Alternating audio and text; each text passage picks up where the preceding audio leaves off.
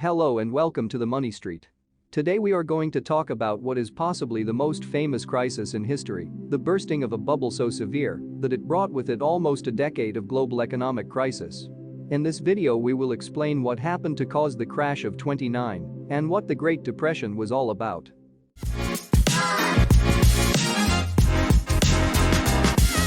After the First World War, which ended in 1918, the United States experienced an economic boom in which its industry was hard at work.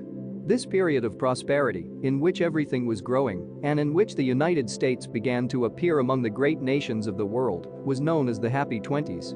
During the Happy Twenties, soldiers had returned to the factories, there was hardly any unemployment, and even many women began to work. In other words, suddenly there was a lot of money and a lot more people had a wage, so consumption was growing and industry was feeding back on itself.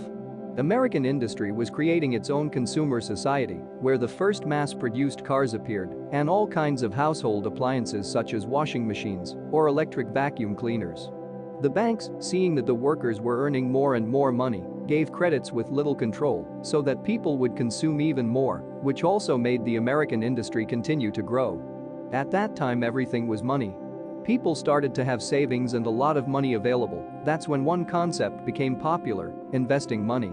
And you might wonder what people were investing in. Some invested in the usual things, like houses and lands, but what really became very popular was investing in the stock market. As almost all companies grew and prospered in the heat of the Happy Twenties, the stock market entered a state of excessive euphoria, in which the returns were really crazy, and of course, if at Christmas you had to endure the heavy talking about all the money he had earned by investing in the stock market, it is normal that one would also want to invest. That's how suddenly everyone started to invest, making the stock market go up more and more, since the shares of the companies were more and more in demand. These rises attracted more and more new investors, creating a vicious circle, or a virtuous circle, depending on how you want to see it, but a very dangerous one. So everybody was making money in the stock market, and everybody thought he was God, and that he was a Wall Street shark, and that investing had no secrets for him. People were so confident that many borrowed money from the bank to invest it in the stock market. To their credits to buy their washing machines or their cars, the average American was now adding new debts to invest in the stock market, so yes, there were many people very indebted. In fact, banks were leaving more money to invest in the stock market than for any other commercial use. Even the banks used their clients' money to invest, and the problems came when the US economy began to not grow at the same rate as the speculation did, and to justify their valuation, companies had to sell more and more until there was a point where there were not enough sales to justify the increases in the stock market. But what difference does it make if you don't sell as many appliances or cars if the stock market never goes down? Well, when you hear people say this about any investment, be it houses, stocks, or cryptocurrencies, start to worry. Despite the signs of economic slowdown in the US economy, people continued to invest, or rather, speculate in the stock market unchecked. Now you may be wondering why the economy stopped growing. The point is that there were no more people to consume. Let me give you an example. In agriculture, farmers increased a lot the arable area during the First World War, since it was necessary to feed the soldiers at the front and to have provisions in case things went wrong. In addition, many farmers mechanized in the fields, making large investments that greatly increased production. Well, after the First World War and with the new agricultural machines working, there was more wheat than could be consumed. Although part of this wheat was sold abroad, in the end the wheat was surplus and its price fell, causing the sector to stop growing. Well, the same thing happened in a lot of sectors.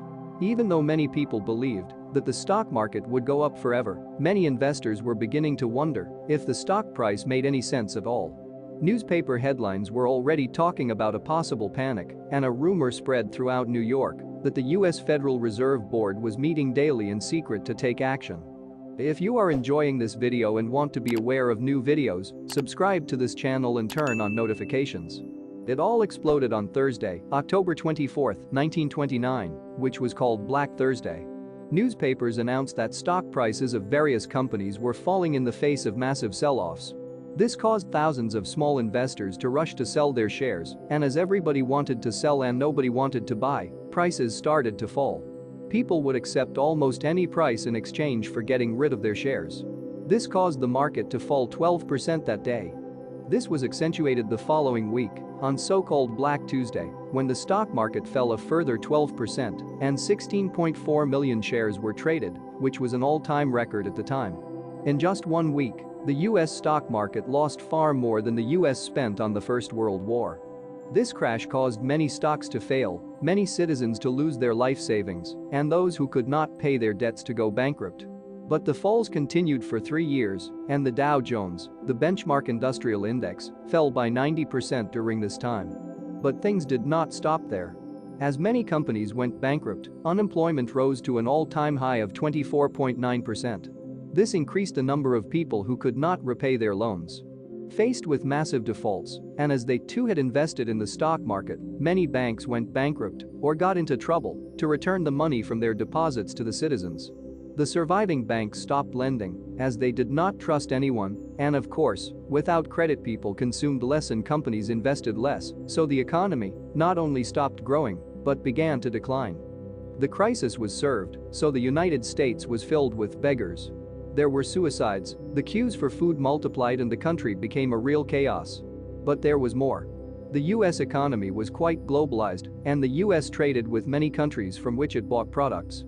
Given the US economic situation, the country began to buy less from other countries, which caused crises in sectors of other economies, which in turn could not buy US products.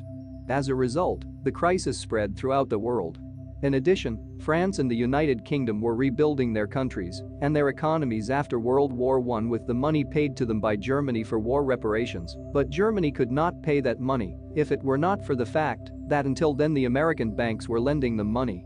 As the US banks went bankrupt and stopped lending, Germany stopped paying its war reparations and also went into crisis.